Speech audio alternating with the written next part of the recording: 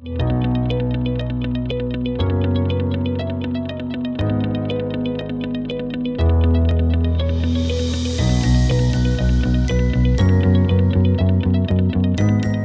private sector needs to play an increasing role in addressing these food safety concerns. We are export driven. We need to come back home into reality and start thinking local. We are what we eat. We need to grow Kenya and we need to eat Kenya.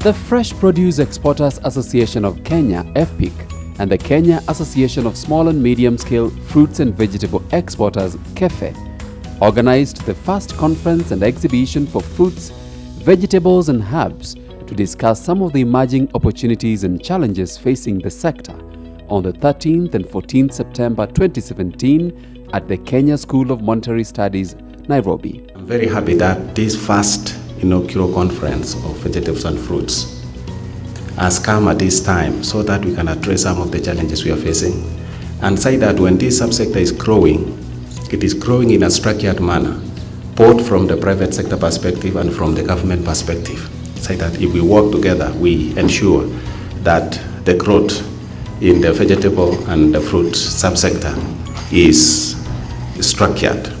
More than 400 industry players from the private sector and the government of Kenya attended the conference, whose theme was Enhancing Food Safety and Competitiveness for Kenya's Fruits, Vegetables and Herbs in the Domestic and International Markets.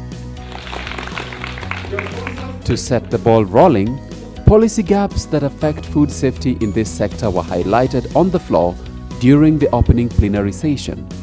We are starting to see a trend where foodborne illnesses are crossing what we call the social divide. We have seen a shift that is telling us there is a weakness somewhere in the system, and we all need to look at it not just from an operational point of view, but also from a policy point of view. If we look at women and youth, in terms of policy, there is a disparity there. There is a disconnect in the sense that policies tend to be gender neutral, whereas in horticulture, the bulk of production activities are actually driven by women and youth. So that's a challenge. If they don't have as much ownership as men, then how will they contribute to the competitiveness of the sector? How will they take on board the need to be safe in terms of the practices that they implement?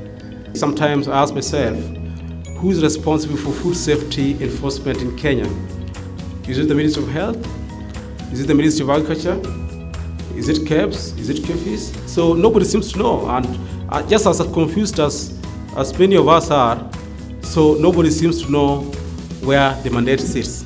During the two-day conference meeting that was officially opened by the Cabinet Secretary for Agriculture, Livestock and Fisheries, the Honorable Willie Bett, a number of other food safety issues emerged, particularly in the domestic markets, where lack of compliance to market standard has been witnessed. Access to finance remains a big challenge, and several regulatory frameworks by the different regulatory agencies seem to be overlapping with one another, leading to poor implementation.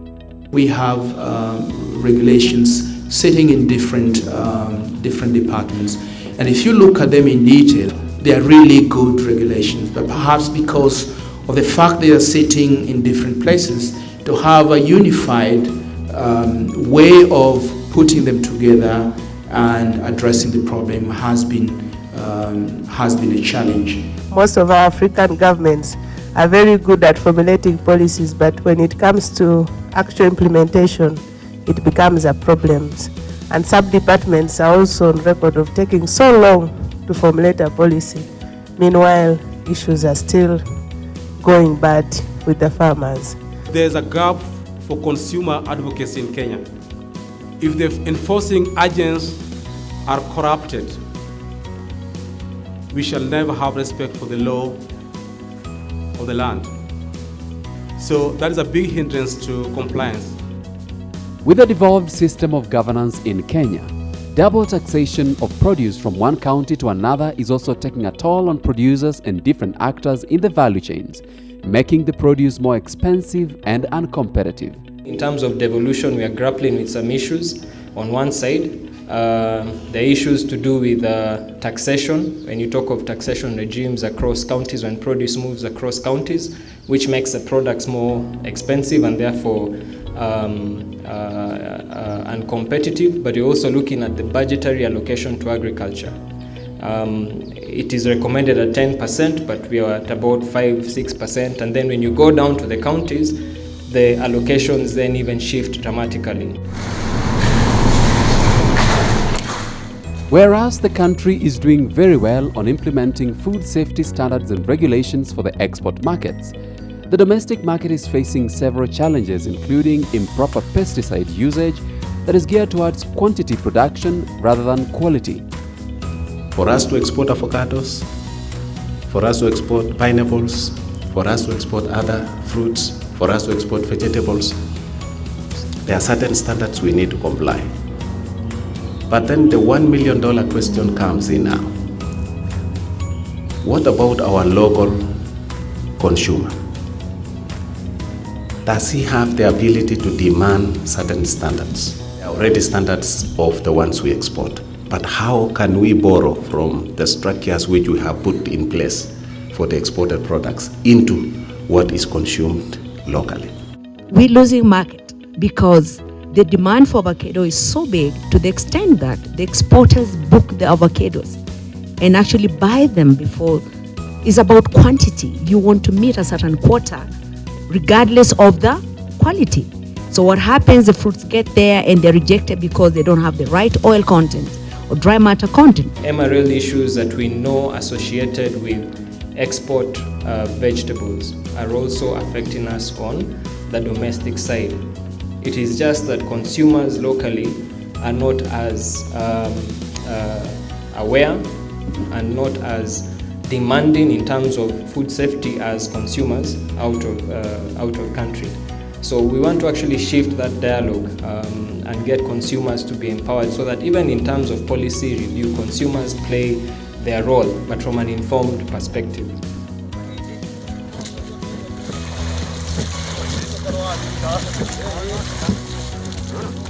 In order to improve food safety in the domestic front, the government of Kenya and other stakeholders have developed a code of practice in the horticulture sector known as the KS 1758 that provides for safe food and sustainable production of fruits, vegetables and herbs in the country.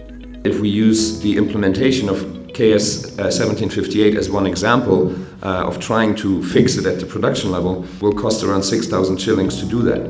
So at this stage, for the average farmer, what's his reason to do that? As long as the buyers from that farmer, be it a supermarket chain or a processor, doesn't demand that certification and hopefully help the farmers to pay for it, there's no real motivation for the farmer to just spend 6,000 shillings and implement a improved production system. This code of conduct will not only ensure that the buyer doesn't take the produce and the money, but it also protects the consumer, promotes social welfare and conservation of the environment. Even if we have the KS 1758, is it a guarantee? Because if we had Global Gap and the other standards, and we still needed some other very serious form of regulatory controls to get to that place where things are contained, is it necessarily going to be that, with the KS 1758, we are going to be good to go? Globally, the trend in food safety management has shifted from enforcement of legislation and regulations. We are shifting away from government coming to stand at your doorstep to police you to comply with the requirements, to an aspect where the actors on the value chain have to be proactive in identifying what can go wrong, putting in place controls, and then government agencies only come to audit and ensure that the system is running and that the population is assured of safe food.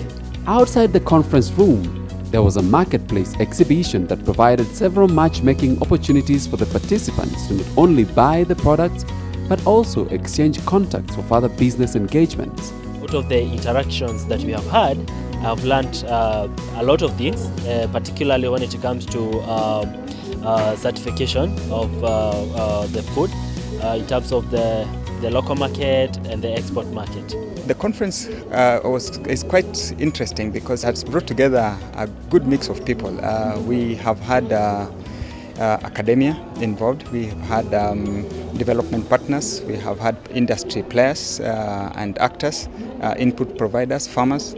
So it brings together a wide range of participants and whose objectives were also pretty different. As the way forward, participants came to a conclusion that for food safety and competitiveness to be achieved in the domestic market, farmers need to register with extension officers on the ground. There is need for consumers to be sensitized on food safety standards. County governments need to invest more on agriculture. Financial institutions need to be more innovative. And there is need for an established way of collecting data and policies from different agencies to be integrated for easy implementation. We need more capacity building down on the ground because agriculture happens in counties, not in Nairobi. Nairobi, of course, there's urban farming, but most of the work takes place in the counties. What we need to guarantee food safety for local consumption is, number one, is the legislation, which we discussed and has been discussed. We are aware of it, that the law is already there. We need regulators like HCD, and this is coming into play with KS 1758, which will soon come into force. And also we need enforcement, and enforcement part has been talked about since yesterday, and everybody is talking about Food Safety Authority or agency, because we've realized that we have typically good examples of authorities that have been very successful, like NEMA and NTSA. So I think I like the motive that we really feel that we need to have somebody to enforce this. What needs to be done is to create more awareness in matters regarding safe food, and also make sure that we have alliances, consumer alliances that are more vibrant, more aggressive and proactive in terms of placing these demands to the handlers, the food handlers in the value chain. And as stakeholders in this industry, I really would wish to challenge you that let the standards which we apply in exporting these products be borrowed heavily and let us apply it locally.